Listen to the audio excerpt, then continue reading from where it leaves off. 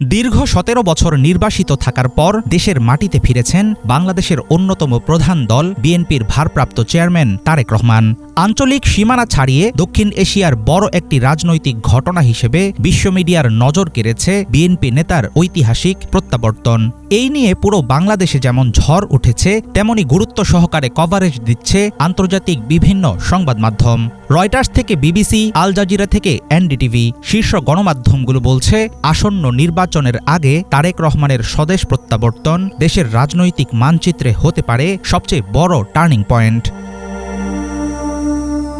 তারেক রহমানের দেশে ফেরা নিয়ে ভারতীয় মিডিয়াগুলোর গুরুত্ব ছিল চোখে পড়ার মতো।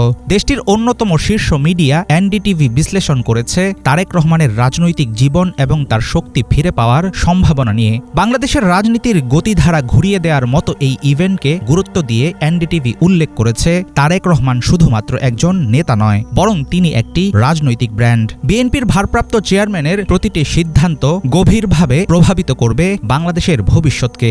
নজর কেড়েছে মোদিপন্থী মিডিয়া ফাস্ট পোস্টের লাইভ সংবাদ প্রচার। এছাড়া দক্ষিণ এশীয় সংবাদ মাধ্যমগুলো তারেক রহমানের রাজনৈতিক নীতি ও নির্বাচন পরবর্তী সম্ভাবনাকে কেন্দ্র করে বিশ্লেষণ করেছে। বিশ্বের আরেক শীর্ষ সংবাদ সংস্থা রয়টার্স তারেক রহমানের প্রত্যাবর্তনকে বড় খবর হিসেবে পরিবেশন করেছে। সংস্থাটি জানিয়েছে বিএনপি নেতা নির্বাসন থেকে দেশে ফিরেছেন এমন এক সময়ে যখন বাংলাদেশের রাজনৈতিক পরিবেশ বেশ উত্তেজনাপূর্ণ। রয়টার্স তার বিশ্লেষণে জানিয়েছে আসন্ন নির্বাচনে বিএনপির জন্য নজিরবিহীন শক্তি পুনরুদ্ধারে কাজে আসবে তারেক রহমানের উপস্থিতি। এই নিয়ে বিস্তৃত কভারেজ দিয়েছে বিশ্বের আরেক বিখ্যাত সংবাদ মাধ্যম বিবিসি। তাদের দাবি আসন্ন নির্বাচনকে কেন্দ্র করে আন্তর্জাতিক মহলের উদ্বেগ ও দৃষ্টি আকর্ষণের নতুন কেন্দ্রবিন্দু হবে তারেক রহমানের দেশে ফেরার ঘটনা। এর পাশাপাশি নিয়মিত আপডেট দিয়েছে বিবিসি বাংলা। অন্যান্য আন্তর্জাতিক সংবাদ মাধ্যম যেমন এএফপি, বিভিন্ন দেশের রয়টার্স নির্ভর সংবাদ সংস্থাগুলো নানা ভাষায় আঞ্চলিক ভার্সনগুলোতে তারেক রহমানের ফিরে আসা নিয়ে গুরুত্ব দিয়ে সংবাদ প্রকাশ করেছে।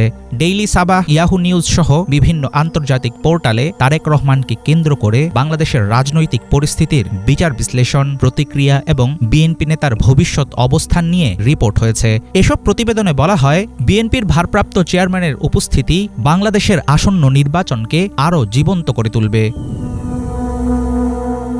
আন্তর্জাতিক গণমাধ্যমে প্রকাশিত সংবাদ ও বিশ্লেষণে একটি বিষয় পরিষ্কার, সেটা হলো তারেক রহমানের স্বদেশ প্রত্যাবর্তন বাংলাদেশের রাজনৈতিক ভবিষ্যতের জন্য একটি গুরুত্বপূর্ণ ঘটনা।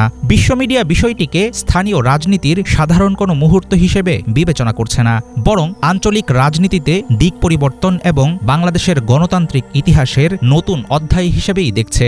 নিজের বিপুল জনপ্রিয়তা কাজে লাগিয়ে আগামীতে কী ধরনের পদক্ষেপ নেবেন তারেক রহমান, সেদিকেও থাকবে বিশ্ব গণমাধ্যমের নজর। হাফিজুল ইসলাম, বাংলাভিশন।